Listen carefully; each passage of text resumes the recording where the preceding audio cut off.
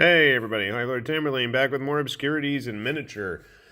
Today we're going to go back to the Iron Kingdom, somewhere I haven't visited in a while, and we've got a new Warmachine kit for the Crucible Guard. This is Prospero, and no, we're not going to burn it because we don't have any Space Wolves or Thousand Suns on it. We do in fact have a very steampunky looking robot in all kinds of little parts.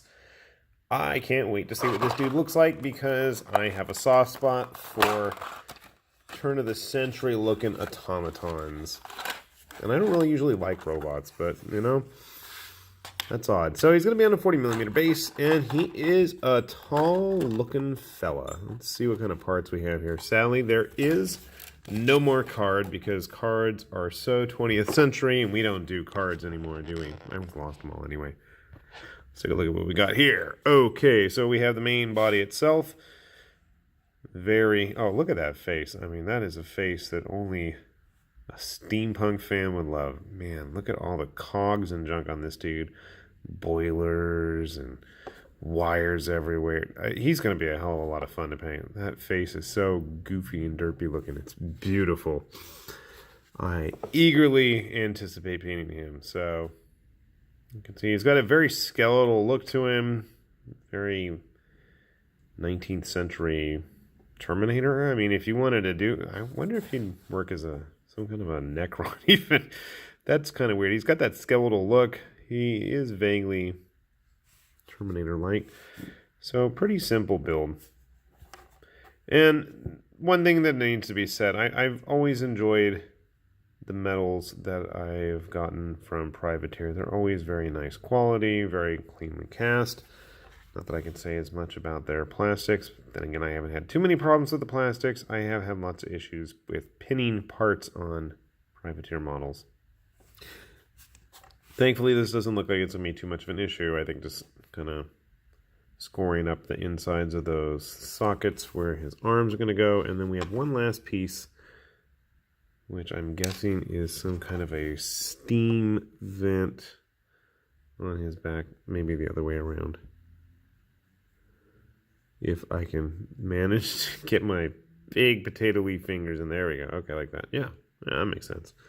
All right, so pretty simple build. Why don't I get some glue and we will put our friend Prospero together before the Space Wolves land there. All right, after much complication, I think we've got our friend Prospero built up. Our pugilistic Victorian C-3PO here. He just did not want to cooperate with these legs of his. I don't know what his excuse is. So, anyway, I made a mess of his base. He is on a 40mm base, so he's quite the tall chap.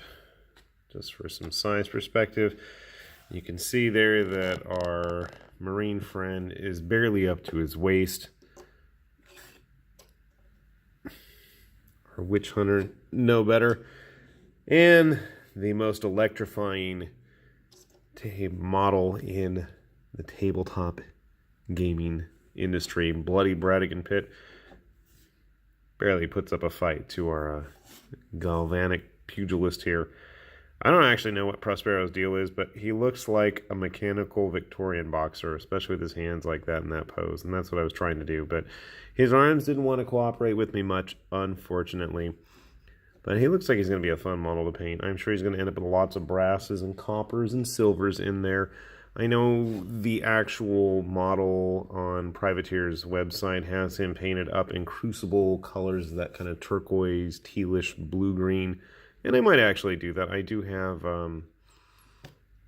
gosh, I can't think of the guy's name. One of the Crucible casters upstairs, partially painted. I busted him out the other day because it's been a long time since I started him. But, yeah, it's about time to get that moving. Let's see, are you actually attached to your base here, my friend? Seems like it. I think I had his legs a little bit wider splayed out when I first tried to build him, but he seems like he'll be stable like that. I would probably recommend pinning that leg in. The hand seemed to be okay, but his leg just was not cooperating. And that would have been the smarter thing to do, but when I start building models, I'm not necessarily in the smartest of modes.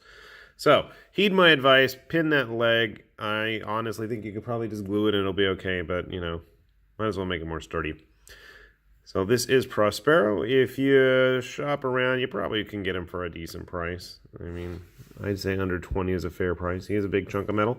But yeah, I wasn't going to pay that much. These days, it seems like you can find privateer stuff for pretty reasonable prices online. So do your diligent shopping, and I'm sure you'll get him for a good deal. With that said, this is Lord Tamerlane. This is Prospero, Bloody Bratigan Pit, Obscurities and Miniatures, and we'll see y'all later. Bye-bye.